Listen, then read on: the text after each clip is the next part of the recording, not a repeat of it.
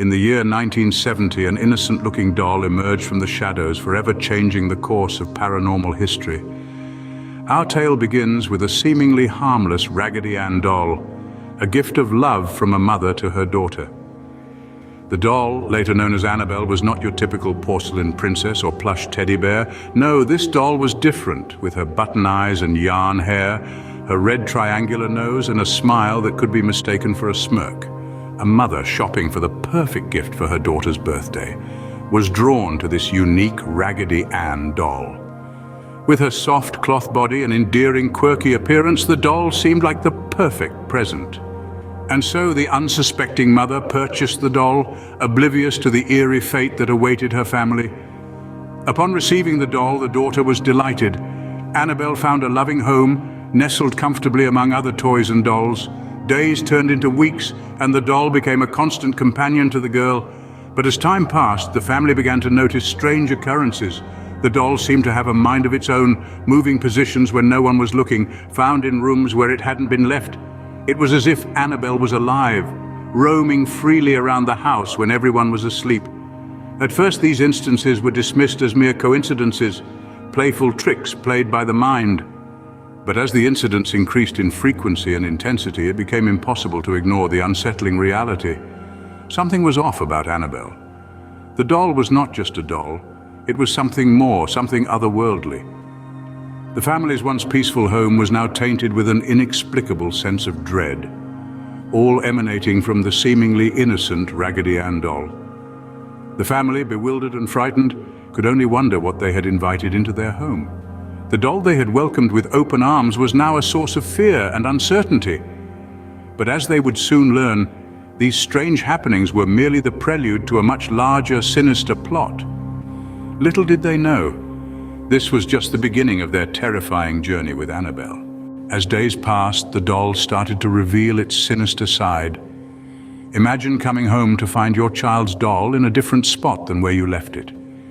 You might chalk it up to a faulty memory, or maybe even your child playing a prank.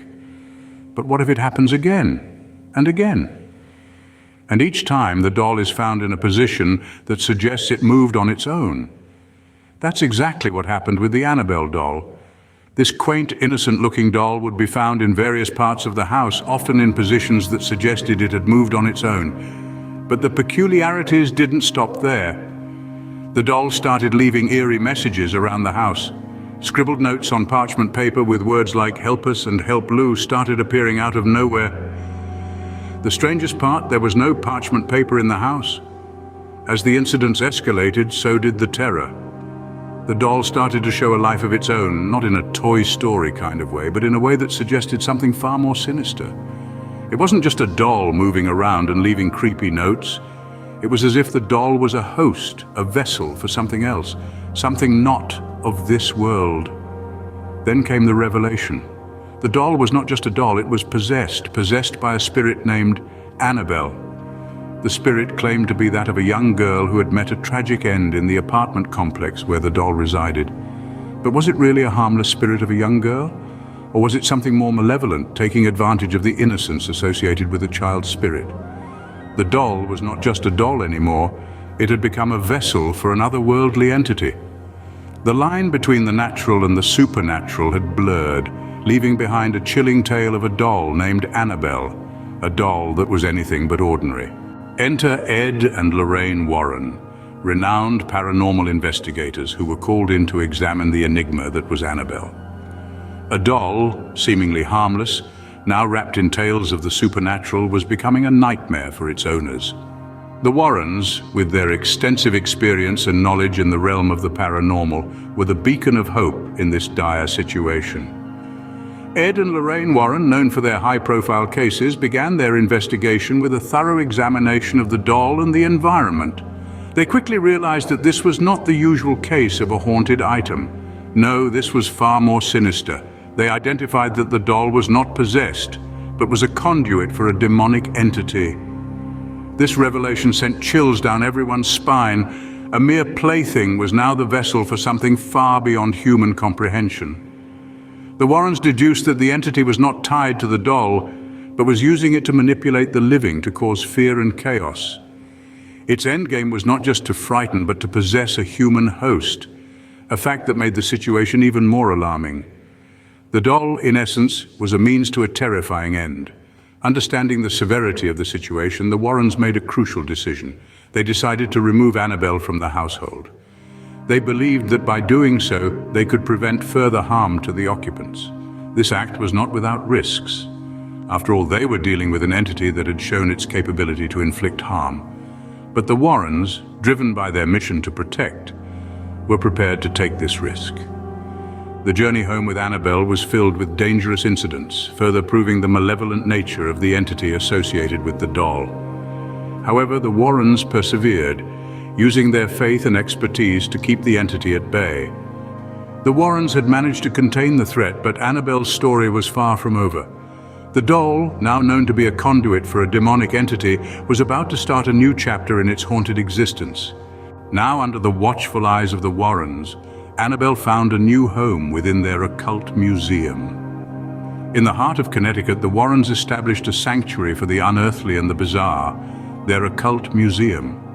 Here, Annabelle was given her own space, ensconced within a wooden box lined with glass, inscribed with a holy prayer. The Warrens, seasoned in their dealings with the supernatural, took no chances. They summoned a Catholic priest to bless not just Annabelle, but the entire museum. The blessing was meant to form a barrier, keeping the malevolent spirit within the doll from causing harm. But Annabelle, as we've come to know, is not a force to be easily quelled. The Warrens reported instances where the doll appeared to move, to change positions within her glass prison. The sounds of soft whispers and eerie laughter were often heard late at night. The museum, open to the public, became a hub for the curious, the brave, and the skeptics. Visitors were expressly warned not to taunt or challenge the doll. Some, however, chose to ignore the warnings. The Warrens recounted tales of these arrogant souls who faced misfortunes, accidents, and some even met with untimely deaths. It was as if Annabelle was asserting her power, showing the world that she was not a mere plaything. The Warrens, despite the ongoing eerie occurrences, continued their vigil.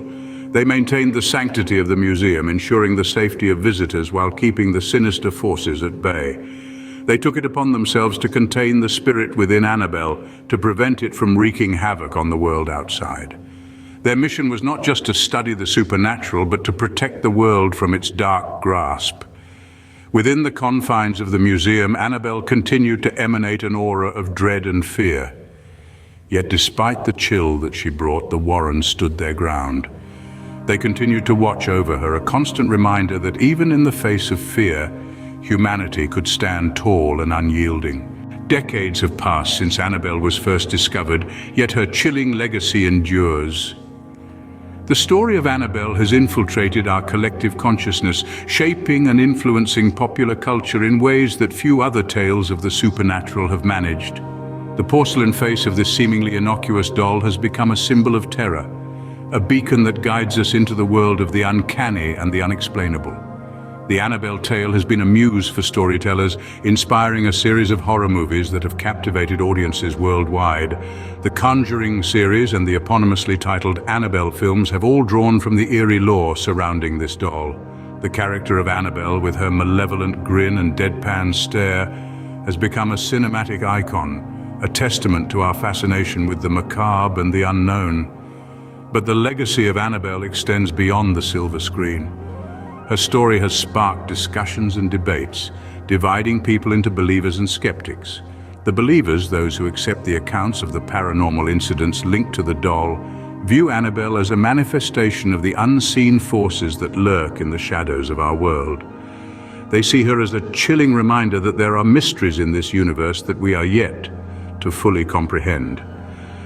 On the other hand, the skeptics question the veracity of the Annabelle story. They argue that it is a product of our collective fear of the unknown, a narrative woven from the threads of human imagination and superstition. They see Annabelle not as a conduit of supernatural powers, but as a mirror reflecting our deepest, darkest fears. But regardless of where one stands in this ongoing debate, one thing is certain: Annabelle has left an indelible mark on our cultural landscape. Her story has become a part of our shared folklore, a tale that continues to chill our spines and ignite our imaginations. Whether fact or fiction, the tale of Annabelle remains one of the most haunting narratives in the world of the supernatural. In the annals of paranormal history, few names evoke as much dread as Annabelle. From her eerie discovery to her bone-chilling manifestations, Annabelle's story is a chilling chronicle of the supernatural. The intervention of the Warrens, her relocation, and the legacy she left behind all contribute to her haunting reputation. Now she resides in the Warrens Museum, a silent testament to the unknown. As we bid farewell, remember, the next time you see a harmless-looking doll, think again, for it might just be another Annabelle waiting to unveil its story.